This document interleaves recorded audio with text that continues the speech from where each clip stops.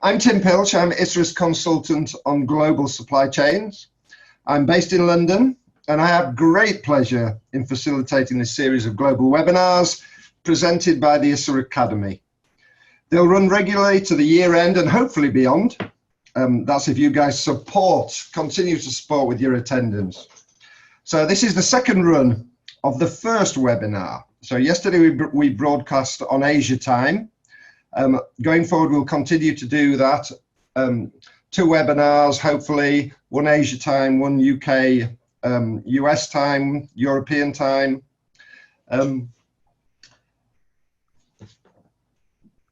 So these webinars, they're really going to focus on worker voice, migrant workers, recruitment, remediation, and partnering. And we'll also be inviting guest speakers and organisations to present in future editions.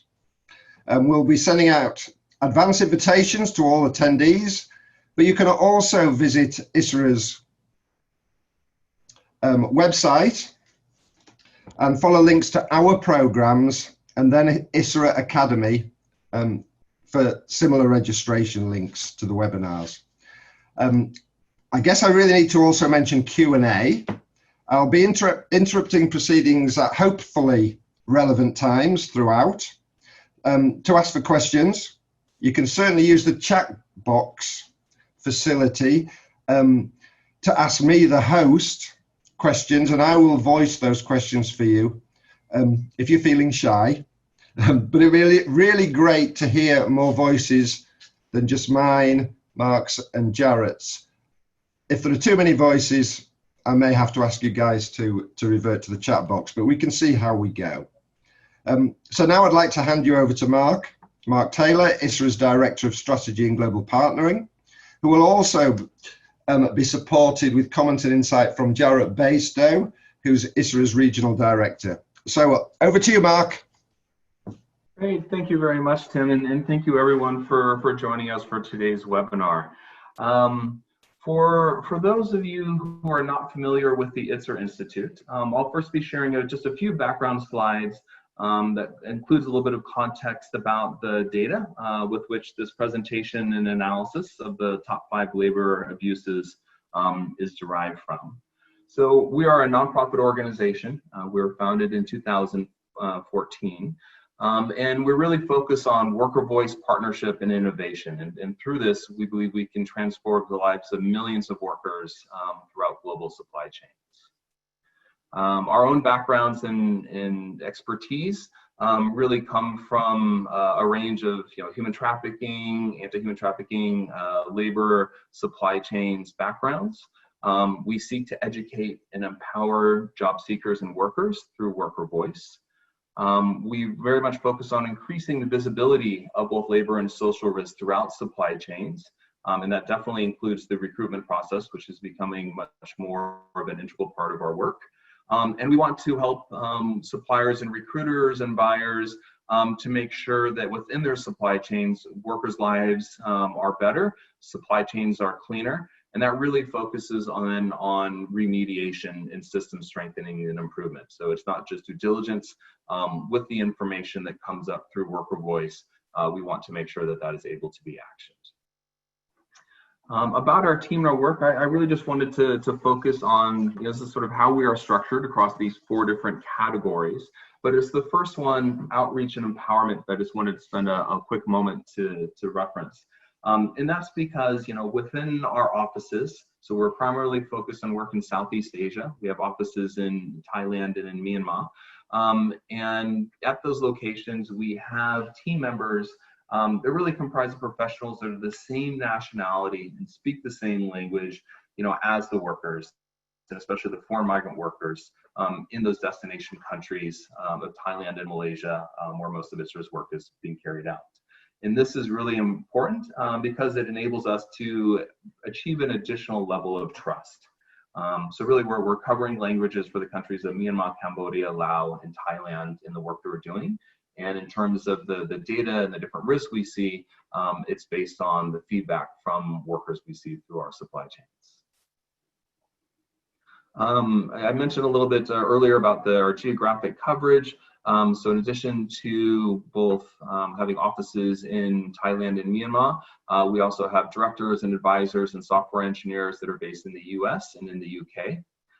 And in terms of the overall scope of the different industries that we work within, many know originally when we started off in the seafood sector, particularly in shrimp, but really over the years it has continued to expand and to grow into garments and footwear, electronics, agriculture, pet care, and so on. And the reality is Issara's worker voice channels are open to all workers. So we're seeing it's much greater than just the industries you see right here. But these are the ones that we essentially have a deeper dive in based on collaborations we have with some of the global brands and retailers that we're partnering with. Just two additional points before I think kind of jumping into a little bit more into the worker voice data. And the first is that a big part of what we're doing here and what we also want to discuss a bit is about the remediation aspects. And using worker voice to underpin, I think, that business intelligence, that information that you can get directly from the workforce. And a big part of that, of worker voice, is really kind of understanding, I think, the definition as well, because there's been a lot of different talk and ways that, different tools that have, become available that sort of claim to be representing worker voice. From Issara's perspective, there's really two parts to that ingredient. So it's not necessarily that you're just taking polls or getting SMS messages back from a series of set questions. It's capturing the voices, experience, and needs of workers, which often requires multiple back and forth and dialogue to really get to what the root causes are and to understand what the real situation for workers are. But then it's also what happens with that information. So the second part of worker voice is channeling that into a clear pathway for remediation and improvement. And for Issara, that also includes ensuring that there are safeguards and that we're not doing harm, do no harm principle for workers in the process. For those of you who aren't aware of what Issara's worker voice channels are, really we group into 4 different categories. So there's the direct outreach, which is sort of the in-person outreach. It currently has been on pause under COVID-19, but that's going to the communities and the workplaces and the housing, or we have ambassadors, which are essentially representative workers who want to go ahead and support the Issara worker voice channels and the work that we do at employer facilities. And then number 2, we have our helpline. And this multilingual helpline is available in Myanmar language, Khmer language for Cambodian workers, and Lao and Thai. And this really is where Issara started off initially, and then we had built on, which is number 3 you see here, a smartphone app, and then number 4, the social media and messaging platforms. In the presentation today, we're not going to talk so much about the smartphone app Golden Dreams, but we'll have more discussions in the near future on that, because it's going to be playing even a larger role, not only as a platform for migrant workers, both Burmese and Cambodian, but we're also integrating that into a job matching function as well too for employers and recruitment agencies.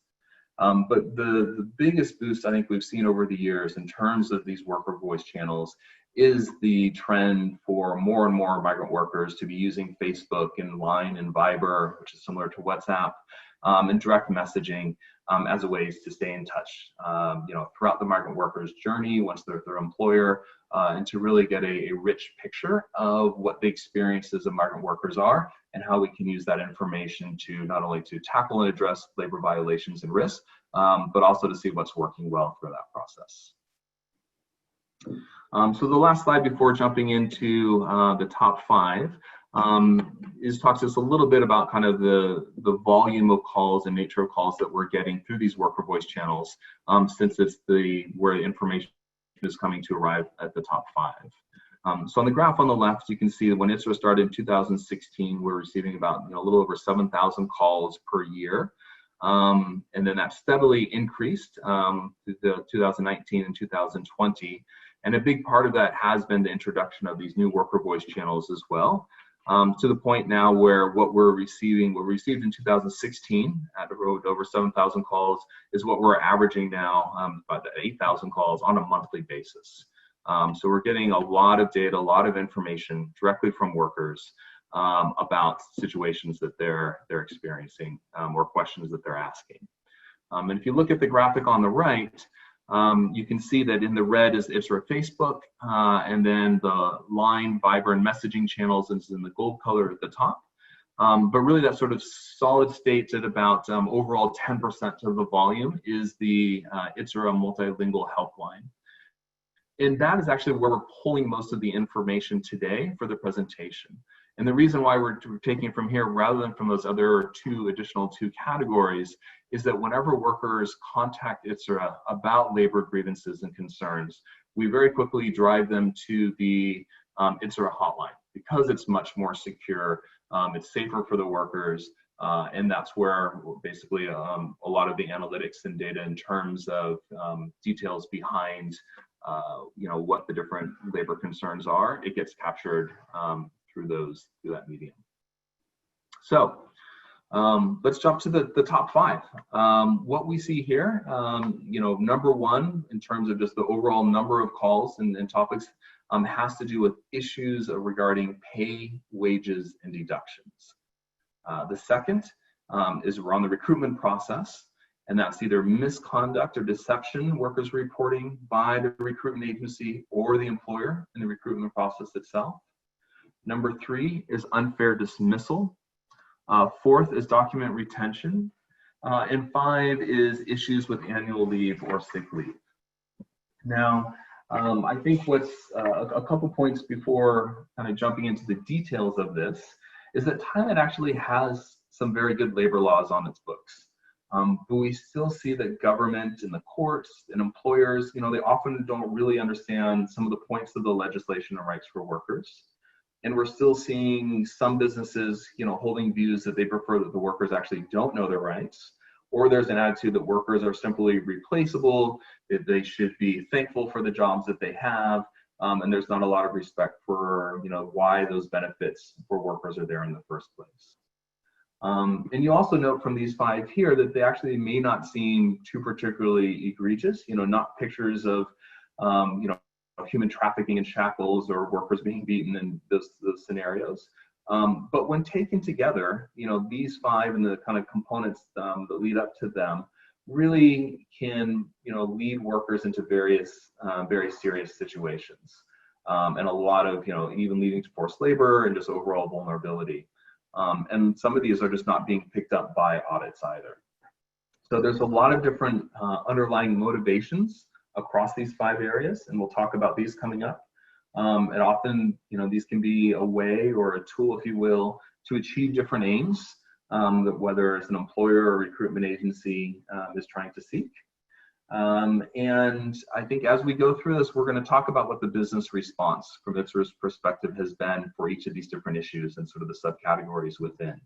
And we'll note those as on the left here, and you see in the red box is a very sort of poor non-response, going all the way up to a very swift positive resolution to the issues when it's been brought to their attention.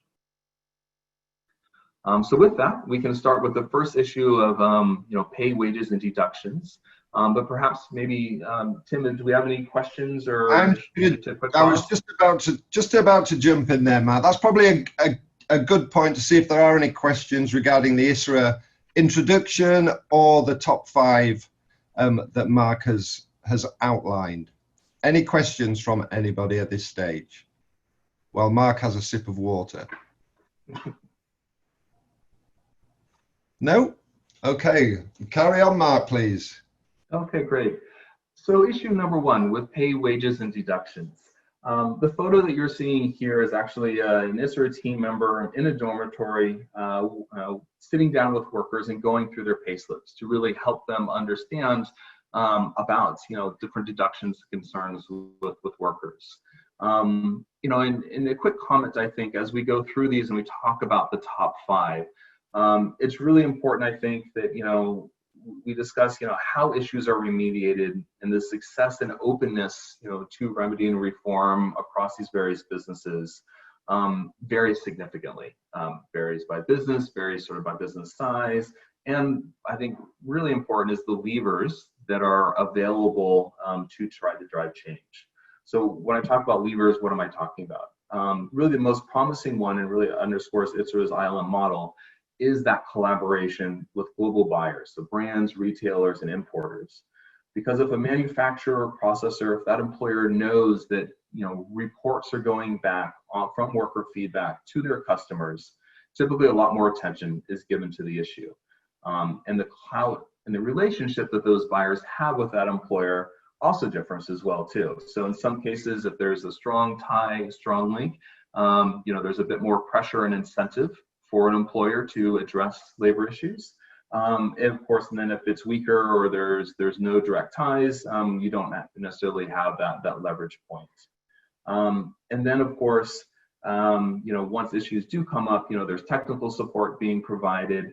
And we have seen, I think, as Issara grows, that brands have had a bit more success, I think, partly because of that direct relationship that they have, with their supply chain, compared to, I think, retailers we've had a lot of successes, but sometimes it can be a bit more challenging when that direct relationship isn't quite present.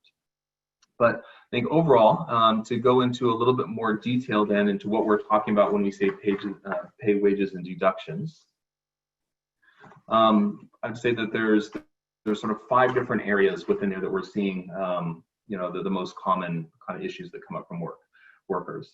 The first has to do with very late or missing payments. This, as you can see, is on the far right side, very positive and quick response usually when that arises. In a big part, that's because there's very strong records in place. Obviously, it's not acceptable as labor violations of labor laws take place, and we usually get a positive response from business when we're able to report that those instances are occurring. Second comes with the green category, illegal and/or excessive deductions. So in Thailand, at least, there's sort of 2 common categories for deductions. You have unallowable, or the issues that we see are around unallowable deductions or excessive deductions. So unallowable basically means that there's fees and payments that workers are paying that they shouldn't be. So this may be around debts or an employer trying to recoup funds from fees that they've paid to a recruitment agency. When we talk about excessive deductions, this is where can be, according to Thai labor law, there's a limit, I think it's about 10%, about how much can be deducted per paycheck for a worker. And we most commonly see through our worker voice channels that this arises for new workers who just arrive at a facility. One, because it's often linked to the recruitment process, so they're trying to, sometimes employers, recoup costs that way. But it's particularly challenging because many workers have just paid a large amount of fees to go through the recruitment process, and then to have additional fees being deducted when they first arrive, unallowable or excessive fees, that puts them in a real hardship. And so we see quite a few calls from workers facing those issues. Next, in an area that's also, we see generally a more positive response than negative, has to do with timesheets, payslips, and documents that are not provided or they're not in the native language, of the workers themselves. And again, this is more easily documented. Workers have the ability to take pictures and send Issara copies of what their payslips and timesheets look like. We can very easily see and document what the situation is, and it's a pretty straightforward resolution, although it does cost the employer sometimes a little bit more to introduce multiple languages. So you often see employers maybe posting what a translation of it is sort of in the interim to try to address that. But certainly, providing copies of payslips is an inexpensive and quick fix for most employers when it gets raised. So we've had a lot of success in this area. Areas that have become a bit more challenging are here what we see in the yellow. So this is issues surrounding targets and/or bonuses, and then also issues with time card scanners and the recording of working hours themselves. So why are those a little bit more challenging? A big part around targets and bonuses is that there are just so many different variations on how issues are arising, and this includes recording, incorrect recording of amounts, workers not being paid out what they're supposed to be based on what the target scheme is. Sometimes workers are being switched to another line of work, within the factory, so that what they've accrued, over their, week and a half or so, and they get switched at the end, they're no longer able to meet their targets, and so they feel that they've been cheated in that process. You see situations where, they're changing target and bonus schemes itself, so they become, the target keeps getting raised on workers and becomes increasingly difficult. It's also because, it's really core to business operations itself. And many times there's just not written documentation or transparency about, the targets and bonus schemes that are in place. And in one more point just on this as well, sometimes there's, lack of materials or changing business orders. And so even though that there's, foreign migrant workers and the MOU contracts are guaranteed 6 days of work a week, sometimes they're being asked to work less than that, just part of the agreement. And when it comes to card scanners and recording, verifiable, but a bit harder. And we see a lot of manipulation reported by workers in terms of, when their work hours are officially started, how it's being recorded, the transparency in how things are tracked, and also if, if there's issues around long queues, and if workers are having to arrive 20 to 30 minutes early just to be able to get on the gear, and then sometimes being asked to stay 10, 15 minutes later to finish the production, but that's not actually being properly recorded. All these 15, 20 minutes per day lead up per week, then per month, and that actually has a real quantifiable, a tangible amount in terms of the pay that they should be getting. And then also then leads to workers working on their day off, or regular overtime or holiday overtime, where it should be 1.5 or 2 or 3 times what the normal pay, and workers don't receive that. So this is for the terms of volume of calls and issues, these are the issues that we see most commonly around wages and deductions, and how business is responding. Thanks very much, Mark. Any questions from anybody? I notice that the Zoom group chat has started working, and Jarrett's answering the odd question. If you want an anonymous question answering, please send it to me or Jarrett, and we'll share it verbally over the webinar anonymously. Any questions? No? Okay, back to you, Mark. Hey, Mark, this is Jarrett. I don't have a question. I was just going to add, I do think people are pretty interested in what we're seeing happening now. And so I just wanted to point out that we are getting a lot of calls with that reduction in number of days, which may be a violation of the government to government MOU contract, if that is an MOU contract worker. But obviously a lot of businesses are also in a very tough situation in certain sectors. So we're seeing that tension come up, where a number of days and hours are being reduced, or even overtime, which is we're receiving a lot of very serious calls around it, because the minimum wage is not really a living wage, right? So then if you reduce that or reduce expected overtime, we're seeing more hard situations for workers come up, and a lot of calls around that right now. Thanks, Jared, and really great points, and definitely encourage you to be jumping in with other insight or aspects as well as we go through this. So thanks for that. Indeed, what's happening with COVID-19, with the data that we're showing here is, from 2019 to basically to May 2020, but of course more recently with COVID-19, we're getting a larger number of calls and issues on that topic specifically. So thank you for that. So the second of 5 is around the recruitment process, specifically around misconduct or deception by recruitment agencies and employers. The photo that you see here is of new migrant workers in Myanmar, and they're preparing for their journey to Thailand.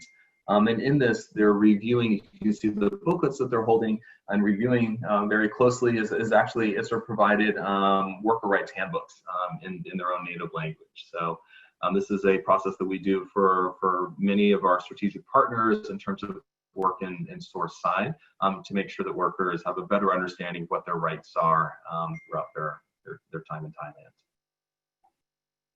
Thailand. Okay, so what are some of the major issues that we're seeing within recruitment, and how is that actually being addressed by business? So on the easier side to better response by businesses just around documentation. So, workers that are going through the recruitment process not getting a copy of their contracts and other documentation. Typically, this is, when this gets flagged and noticed, there is a pretty prompt response from business. In the past, when Issara started, we saw a lot more of these issues, although it still comes up. It's made the top 5. But it's getting addressed, and I think there's just a lot more understanding and awareness now that workers need to have that in hand, and that's being strengthened through legislation and supplier codes of conduct, of course, as well. The next 3 that we wanted to highlight here, they're a little bit in between the 2, because again, you have a lot of variance depending on the employer themselves and their attitudes and their approaches they've taken to recruitment.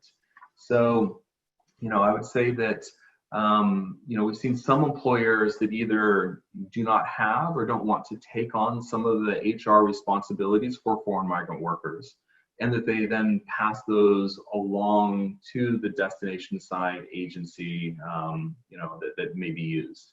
And some employers, this is shifting and getting more positive, but we still see a lot of employers believing that if they've brought on a Thai agent, they've transferred a lot of their risk and responsibility through that process. And so when you have Thai agents that start taking on a lot more responsibilities, not necessarily only through the recruitment process, but also once workers arrive, that leads to a much higher risk category, because we see situations where workers are reporting that their documents are being held. Sometimes those agents are managing pay, translation of information. They become the focal point for grievances. And all this is really sort of a recipe for sort of some abuse of power or business turning a blind eye. So I would say that the best options in the recruitment is when businesses can go direct to the source side agency. They can't recruit workers directly in another country because like for Myanmar, Cambodia, that's not allowed. You have to go through a legal registered business recruitment agency in that source country. But the businesses can go direct. We've seen a lot more positive responses and situation for workers than those that have gone through a Thai agent. It's not necessarily that Thai agents are necessarily bad, but we have seen just a lot more risk occur through that. And so, what happens here is that, if you have a business that is very reliant on an agent and doesn't have visibility on a lot of different practices, you get situations where what's being communicated by the employer may not get necessarily passed along, to that Thai recruitment agency just because of other intermediaries or other focal focuses that the Thai agent has. Primarily, how can I get the cheapest cost of workers? And in some cases, how can we make workers pay for as much of these costs of recruitment costs as possible? We still see this quite a lot today, where workers are bearing the brunt of the recruitment costs. Even though there has been greater increases in employer pays principles and businesses that are looking to take this on, that's still a minority amongst the vast amount of businesses in Thailand where workers are bearing the brunt of cost. And then similarly throughout the process, when you have workers that become indebted, you very quickly bring up a scenario where workers are more vulnerable, they can be treated more poorly, or threatened by the recruitment agency. We get a number of calls about just these kind of instances about just basically experiences the workers have had because of the recruitment agency and broker tied to debt. The other area that we have here at the top is around inaccurate or misleading information about the job.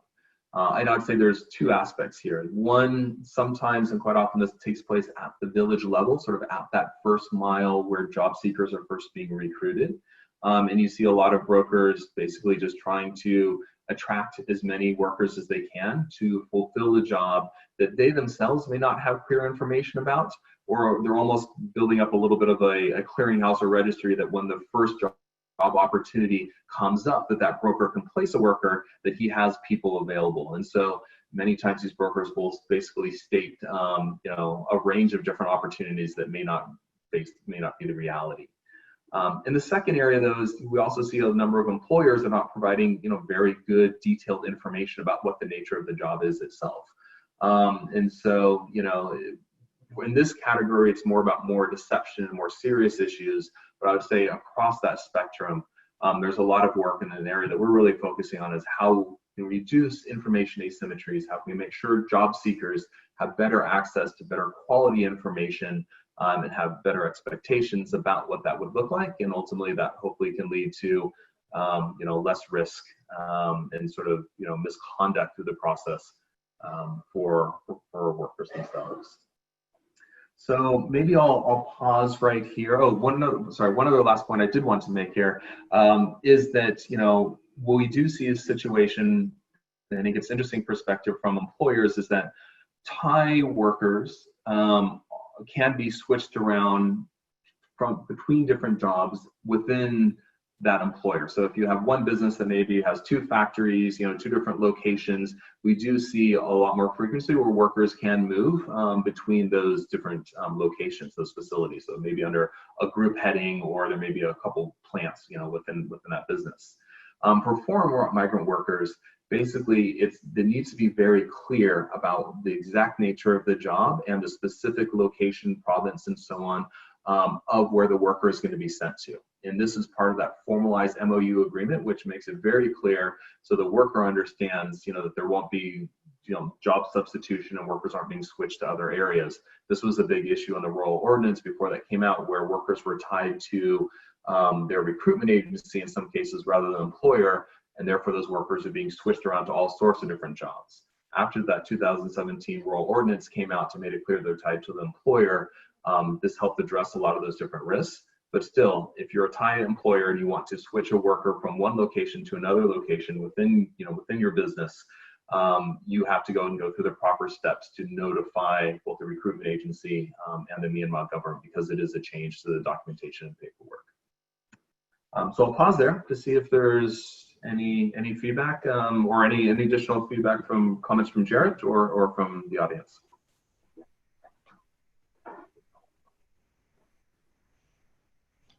If there's nothing from the audience, maybe Tim can ask Jarrett a question regarding Issara's support for job seekers avoiding deception through partnering with civil society in outlying areas and in villages, perhaps focusing on migrants from Myanmar.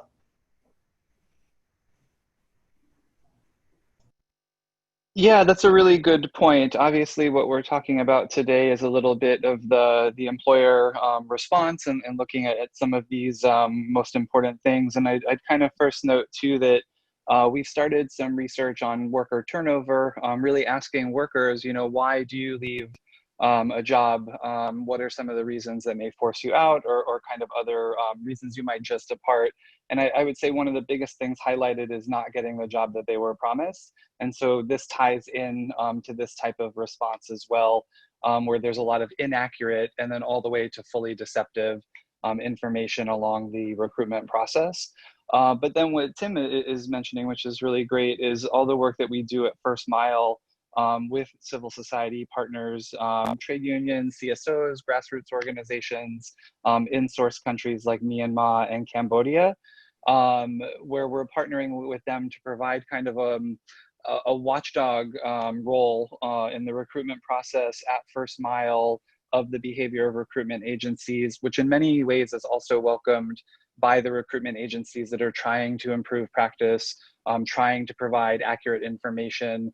But there's definitely just a lot of information asymmetries along the whole line where the recruitment agency may not even have proper accurate information from the employer they're working with. So then are recruiting a little blindly. But just to point out, and Mark, if you want to add, just that we're looking at this broad topic, which there's a lot we could go into from both the employer response, but also at a grassroots First Mile level, and then working really closely in source country with recruitment agencies, with government to improve practice as well. Thanks, Jarrett. Mark, are you ready to carry on? Thank you, Tim and Jarrett. Yes, absolutely.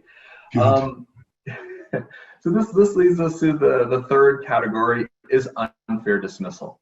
And you know, the photo that you're seeing here is actually one of the Issara team members doing outreach, canteen outreach, you know, at a facility where we're handing out, you know, different information, again, the worker rights booklets. You can see some T-shirts and sort of promotional information, so workers know how to get in touch with Issara. This has been supported by the employer. So basically, they understand that there's an independent channel and support that if workers want to reach out to Issara, in addition to the company's own grievance mechanisms, you know, that the Issara team is here to support. What's interesting about dismissals, because we do hear a fair amount about that, is, you know, my sense is, and it'll be interesting to hear if the audience has any comments on that, is probably this is an area that doesn't get covered so much in audits. And I suspect that maybe, if that's correct, due to, you know, how time sensitive, you know, there really is a narrow window when you're trying to address dismissals, because basically the worker has to go back to their home country, you know, within a short amount of time, or if they've been able to get a cancellation letter that would allow them to work for another employer. But you have a limited window within to kind of address those situations. And really, when we talk about unfair dismissals, in a sense, it's the end result of the series of other labor violations or issues that, you know, that ended up resulting in a worker getting dismissed. And so what we see here in terms of some of the most common topics that come up when workers provide feedback on, you know, believe that they were unfairly dismissed. One is around, and you also know that these are more to the left, so harder to go ahead and remediate, you know, in general, a bit of a not a strong response from business to address these. Number one is just around, I think, some of the targets and the nature of the work and what's being asked. Similarly around probation as well too, that if workers basically are not performing or believed to have not been performing at a certain level, then they're actually let go. So the topic about probation is an interesting one because it does come up across a number of different industries that we work within. And it's interesting because technically for the MOU agreements between the two host country or the sending and receiving countries, those MOU agreements don't talk about probationary periods, but yet it's something that most workers, where, you know, they're doing processing or manufacturing, they do have probationary periods. And this is an arrangement that's largely set up between employers and recruitment agencies, such that if a worker is not working out, typically in most of the service agreements or the arrangements that there are between those two parties, is that the recruitment agency will provide another worker at no cost to the employer. And so it's not saying that the probation periods are not necessarily unfair, and there's lots of different ways that they're calculated and schemes that are involved. Some of them, you know, as I mentioned to earlier, you know, have been to workers. But it can be a tension point, and it's just interesting because, you know, it's not something that's, you know, formally part of that agreement that, you know, that there are even going to be probation, but it is something that's there. And then we've seen situations that, you know, when workers are not performing based on that, or there's other issues that they're just being let go because, you know, they're not willing to go ahead and work overtime, so they may be basically targeted because of that. You know, there's the kind of a host of issues that come around production and workers being let go there.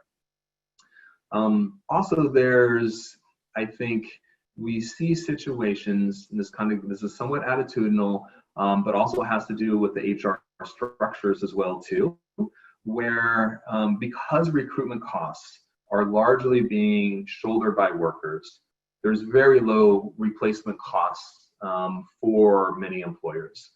You know, the recruitment agency will find another worker to go ahead and replace those that are left. And that when that's very low cost, you also then see situations in some cases where HR may actually be, or individuals within HR, we do see this, maybe have relationships with the recruitment agency or perhaps even with the translator, such that every single time a new worker is coming through the door and through that churn, they're actually getting some kickbacks. And so there actually can be a financial incentive to be going through more workers It's a financial incentive because they're getting kickbacks on the HR side. The recruitment agency is fine because they're taking a lot of illegal fees basically from workers through that recruitment process itself. The employer ends up potentially losing because there's higher turnover and you don't get to build upon, I think, the built up skills and productivity that workers eventually achieve after working a job at a certain amount of time. But we do get a lot of issues there. And then similarly, also with unfair dismissals, when you have an HR staff that's not really on top of what's happening on the production line, further challenged by different languages, or relying on perhaps an interpreter to basically to carry out a lot of the key functions. Sometimes this results in situations where there's just delays or there's bribes taking place. And basically, workers that are pushing back against that are getting forced out. So these are there's a lot of different reasons that can come up for dismissals, but these are the ones that we see most commonly, and that are a little bit more challenging to address, because when they do come up, it's more often with those businesses that don't have strong worker voice kind of processes in place, and it is very much other incentives are driving I think kind of the HR and recruitment arrangements. So Jared, do you happen to have any other comments around unfair dismissals before we open up to see if there's any questions? No, maybe just a quick note that I think we're seeing a really difficult interplay within this right now during the pandemic, because there are many unfair dismissals, and then there are sometimes where companies are just not able to renew contracts of MOU workers that might have been expiring at a 2-year mark, at a 4-year mark. And so that's just hard because many of those workers aren't getting much advance notice, even though it is a legal dismissal or non-renewal of contract. So maybe that's getting into the weeds a little bit, but just to kind of point out that that's one of the ways we're seeing this come up right now as a big issue.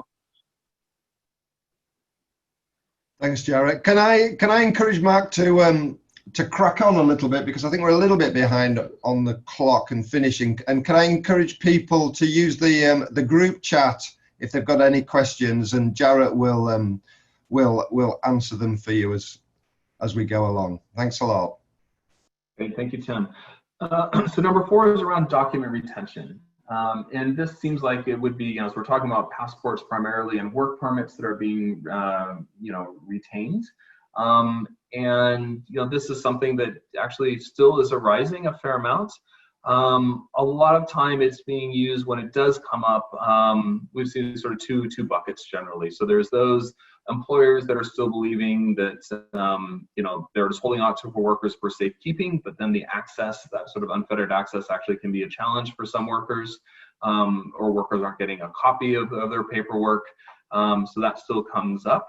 But most of the time we're seeing, I show sort of 2 different areas, one here in the green and one sort of in the yellow and red, and that kind of gets to the root cause. So in the green, if we're hearing from workers that they haven't gotten their documents, many businesses are pretty quick to respond and to address that. I think this is an area that global buyers, have been very strong on. There's, a longer track record here of, these issues being dealt with, and so we generally see pretty good responses. But if the root cause of holding on to this, that documentation is, for purposes basically to control workers, so you're controlling workers to not leave the job. This is especially the case when you see, we get a lot of these cases in the construction industry, seafood as well, but construction we get a lot. So they're trying to go and retain workers as long as they possibly can. They may be in a location that's very more remote as well. So we see this within the poultry sector, and amongst others, where it's much more difficult for workers to get access and to leave, especially if their employer is holding on to their documents. You also see sometimes situations where employers are taking excessive amounts of time or using a recruitment agency to process documents. We've seen sometimes this handling going on for sort of 6 months. that becomes an opportunity then for an individual to go back to those workers and basically try to ask for additional fees to try to help speed up the process, or, you know, oh, it's going to take some additional costs because things are not quite in order. And there's all sorts of scenarios that arise where that handling of those different documents can lead to, you know, to lead to vulnerability that's being then used to get financial gains, you know, from those individuals. You know, we see situations quite a bit, you know, with auditors and inspectors coming in, or even, you know, very senior management of the business, you know, doing a periodic sort of review or inspection of the factory. And we get a lot of calls from workers are saying they're being hid. They're being hid in bathrooms. They're being hid in locations, you know, because they know an audit's coming up and their document is in place, so they're out of eyesight, you know, for that process. Yeah, so in general, and sometimes we see situations with bonds as well too, where passports are being retained, or, you know, or in order to get the passport back, they have to leave a fee, and they would only get to come back from a holiday vacation. So you see this from major holidays, that some employers also do this as well.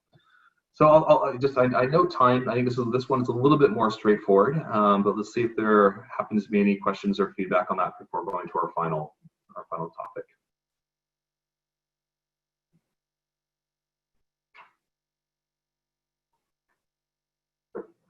Okay, if not, then let's go to the last issue. Topic areas around annual leave and sick leave benefits. And so what we're seeing here and in this photo is we do a lot of training, you know, for workers, and this is workers being trained on what their leave benefits are, or other benefits more generally, in order so we can get information out so workers know their rights, but also to help more people. So what we see around annual leave or sick leave, I think kind of follows, there's sort of two main areas where we see a lot of volume of feedback from workers. The first is, I think, a common misunderstanding or challenge with many employers about leave vacation. And, you know, from an ILO sort of convention perspective, you know, when workers should have the ability to take their annual leave when they want it, because the point and the spirit of it is that when you should be able to take it when you need it. And in the Thai labor law, however, is a little bit vague. And this becomes a challenge, because what's not clear is that it says that the employer can set or fix the days of annual leave, but some employers interpret this as saying that they can set the actual date of annual leave. And so, you know, our view and what I think the intent is that workers should be able to request leave, and then that needs to be approved by their employer. And sometimes there has to be some adjustments made based on, you know, production needs and so on. But it's really that workers should be able to request it and employers approve it, but the employer should not be setting the dates. And so that happens quite a bit in terms of different feedback we're getting from workers. The second is around sick leave. So Thai labor law very clearly spells out that foreign migrant workers do not have to submit a medical certificate showing that they, you know, that they were having basically sort of an excuse or a legitimate sick leave for up to 3 days. That's actually pretty generous as well. Not many countries don't have it, but it is the rights of foreign migrant workers, and it's Thai labor law. You still see a situation where many employers are denying, you know, they're either forcing those workers to take their annual leave, or they're denying them pay because they haven't provided a medical certificate, or they are requiring a bunch of additional steps that a worker would need to take in order to basically become eligible for that. We also see situations where it's challenging for workers to get a medical certificate in some cases as well, because of language barriers or proximity to, you know, a medical facility. But in any case, this is one that we actually have a lot of challenge with businesses, and I think some of it, even though, you know, we point out very clearly here's the reference, here's the labor law, it's pretty clearly articulated, but the employer just doesn't feel it's, you know, they don't necessarily believe in it, or they think it's, you know, it's overly, I think, you know, it goes against perhaps what they would view their attitude as, you know, what's appropriate, and so you get pushback on that. Before jumping to the conclusions, because I realize we just have a few more minutes. Let me see if there happens to be any burning feedback or questions on this or these last two topics from Jared or the audience.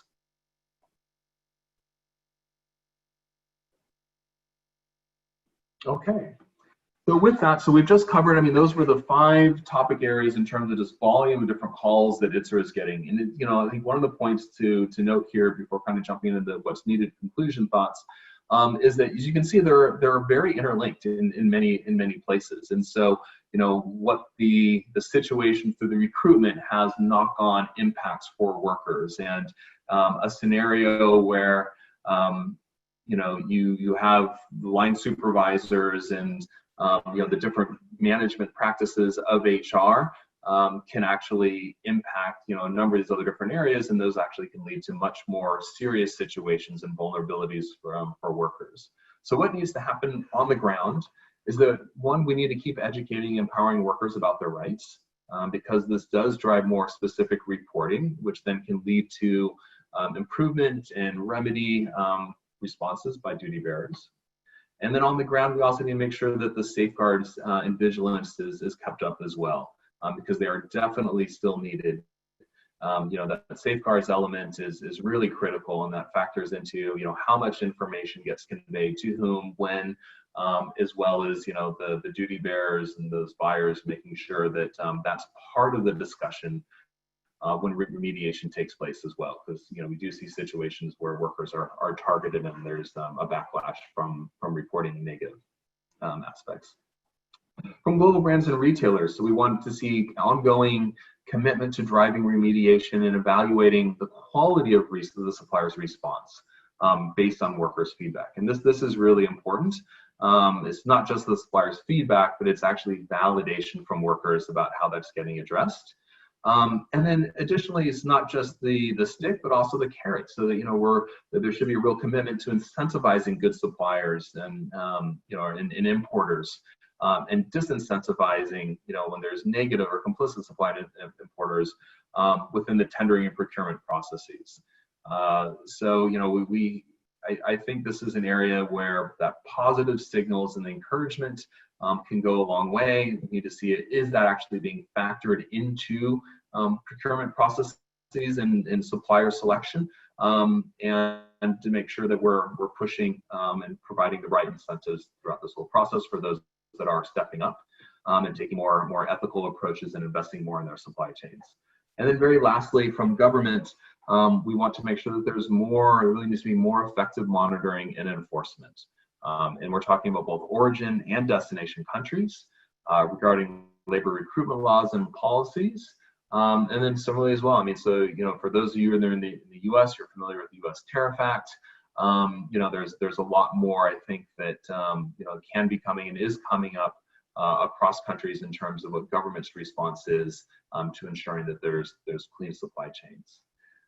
So with that, you know, just from my side, I wanted to thank you all very much for your time. I think we're getting very close, and we have another minute or so, but wanted to see if, before signing off, if Jared or Tim has any other input or concluding conclusions.